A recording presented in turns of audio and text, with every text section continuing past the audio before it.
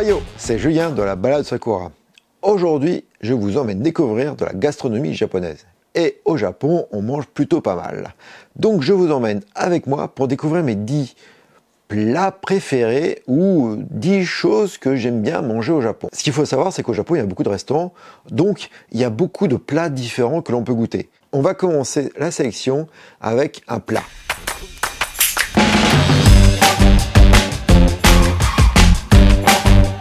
Premier plat, c'est l'okonomiyaki. J'adore l'okonomiyaki. Alors, qu'est-ce que c'est qu'une okonomiyaki? C'est tout simplement une galette, en fait, de choux, avec bien sûr une sauce très bonne, mélangée avec parfois du bœuf, du porc, des crevettes. Bref, c'est cuit, en fait, souvent devant soi. Donc, le cuistot est là et il prépare votre okonomiyaki devant vous. Donc, en plus, il y a un côté spectacle vraiment très sympa. Et c'est vraiment super bon. C'est un des plats très populaires au Japon. J'avoue que la première chose que je fais quand j'arrive au Japon, c'est d'aller dans un restaurant d'okonomiyaki pour en manger une, voire parfois deux.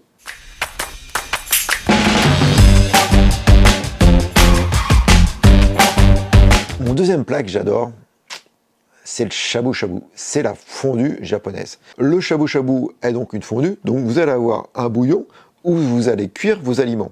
Et vous allez mettre vos champignons, vos légumes, votre viande, tout ça pour cuire. Et vous allez déguster ça à la baguette, c'est vraiment super bon. Il y a des restaurants de shabu-shabu à volonté au Japon. Ça veut dire que vous arrivez, vous commandez un menu à volonté et vous avez, alors c'est par rapport à un temps donné, vous avez la possibilité de manger autant ce que vous voulez. Moi, en général, quand je sais que je vais faire un restaurant de shabu-shabu à volonté, je mange vraiment pas trop la veille et le jour même pour vraiment pouvoir en profiter au restaurant. Alors le shabu-shabu, j'ai aussi pu déguster une variante où ils ont une spécialité de shabu-shabu qui s'appelle le toji-sabu où vous pouvez rajouter des soba.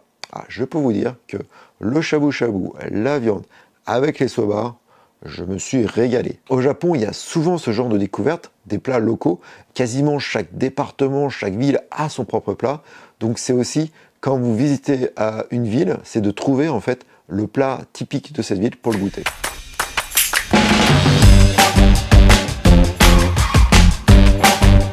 On continue sur non pas un plat, mais sur un produit que l'on peut acheter dans des combini. Ce sont les pains au chocolat appelés mochi. Alors on en trouve dans les Lawson, dans les Family Mart et dans d'autres enseignes un peu moins connues au Japon. Alors, en fait, c'est un pain au chocolat, mais on a l'impression qu'il n'est pas cuit. C'est assez spécial, mais moi j'adore. Voilà, on a l'impression d'avoir une pâte. Mais c'est ça que j'aime bien, c'est le côté pas cuit de la chose. C'est un peu comme quand on est petit et qu'il y a la préparation du gâteau, on a envie de goûter en fait la pâte.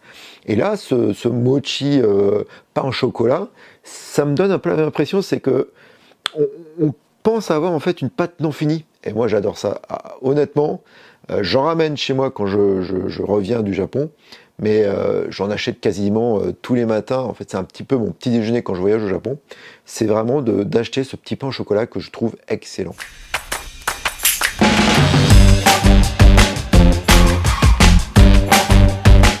Mon quatrième plat que j'aime bien au Japon, c'est les zaru soba. Les zaru soba, ce sont des pâtes de sarrasin froides. Alors, on en trouve dans les combini. C'est souvent un plat que j'achète quand je voyage et que je rentre dans ma chambre d'hôtel et que j'ai pas de soirée de prévu. Je passe au combini et j'achète des zaru soba. Donc, ce sont des pâtes de sarrasin avec une sauce qu'on mange froid comme ça et moi j'adore ça. Comme c'est un plat facile à préparer, j'en achète aussi en France et c'est super bon. J'adore en fait le goût de ces pâtes de sarrasin froid, hein. C'est ça qui est important, c'est froid. Donc c'est vraiment un plat assez populaire je pense au Japon et que je trouve vraiment excellent.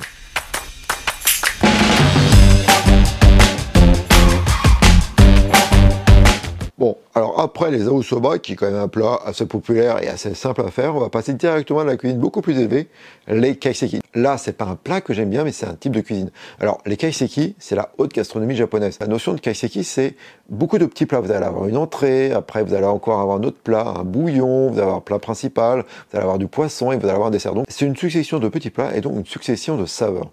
Je peux vous dire que c'est quand même super bon. Donc le tout accompagné d'un bon saké et on finit par un whisky japonais. C'est vraiment un dîner excellent. Alors le kaiseki, ça coûte relativement cher, hein. Donc c'est pour ça qu'il faut se l'offrir une fois lors d'un voyage au Japon. Mais c'est une vraie expérience gastronomique dégustative.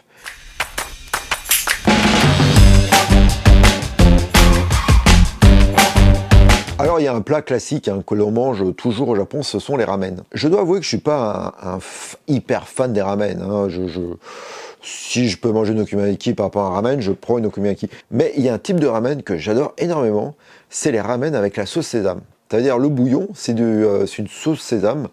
Et j'avoue que ça, c'est les ramen que j'adore. Quand je vais dans un restaurant de ramen, en principe, je prends le ramen à la sauce sésame qui est présent dans la carte.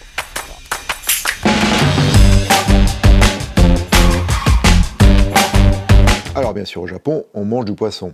Moi, ce que j'aime bien quand je veux manger des sushis, c'est d'aller dans des sushi bars. En fait, vous avez un tapis roulant qui, devant vous, va faire circuler voilà, des sushis et vous prenez le sushi que vous voulez. Vous pouvez d'ailleurs aussi commander directement au cuistot le sushi que vous voulez. Moi, j'aime beaucoup ces genres de restaurants. Je les préfère aux restaurants traditionnels de sushi où on commande à la carte. Il y a un petit côté sympathique où on va défiler les sushis, hop, on prend. Bon, alors du coup, l'effet pervers, c'est qu'on a tendance à prendre quand même pas mal et à manger beaucoup. Okay. Donc là, nous sommes dans un restaurant, un sushi bar. Donc, le sushi passe. Et regardez un peu la taille de ce sushi. Ça, c'est tout le poisson et là, il y a le riz. En France, ça serait l'inverse. Beaucoup de riz et peu de poisson. Ça, c'est un vrai bon sushi du Japon.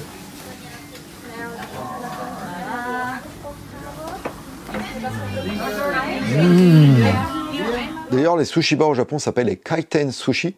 Donc ce sont vraiment des établissements, je vous invite à y aller quand vous voyagez au Japon, parce qu'il y a un petit côté ludique, un petit côté fun, et voilà, et puis bon, en règle générale, on mange plutôt bien. Voilà, donc il y a des sushi bars un peu partout au Japon, donc allez-y, faites-vous plaisir, c'est toujours un très bon endroit.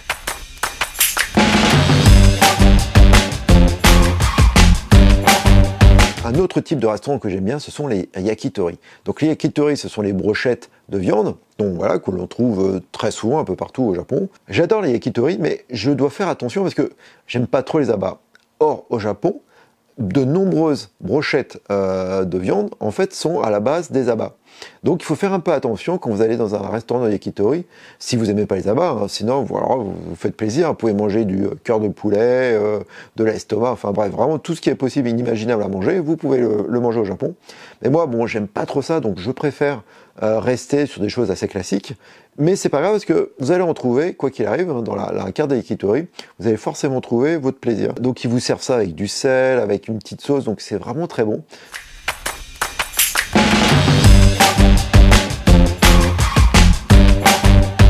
Ce n'est pas un plat, mais c'est surtout une entrée. Ce sont les edamame. Ce sont des petites fèves de soja qu'on prend dans les mains comme ça et on les mange comme ça en appuyant sur l'extrémité pour manger justement la fève de soja. Ça peut être parfois froid, parfois un petit peu chaud. Alors les edamame, c'est un plat que l'on trouve souvent dans les izakaya. C'est souvent avec un peu de sel, donc c'est pour voilà, pour hausser le goût et c'est vraiment super bon. Moi j'adore les edamame.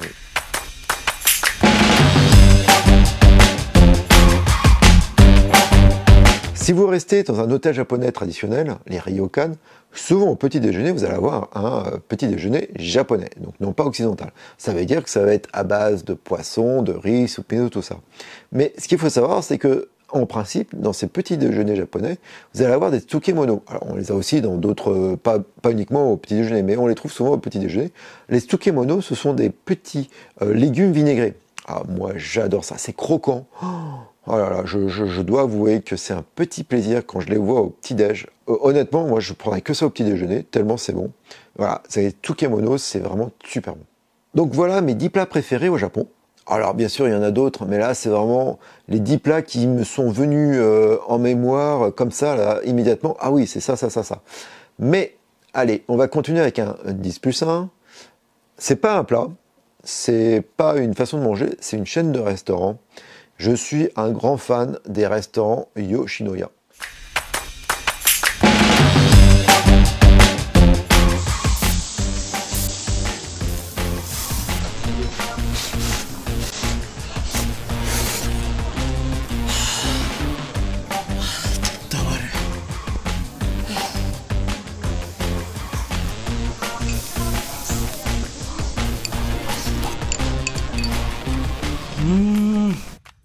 C'est du fast-food, hein, donc vous rentrez, vous mangez en 10-15 minutes, hein, ça va vite. Mais il y a des plats, moi j'adore. Alors le plat principal, ce gyudon, c'est du riz avec des lamelles de bœuf avec de l'oignon, c'est déjà super bon. Mais parfois, ils ont des shabu-shabu. Ah oui, ils ont des vrais shabu-shabu.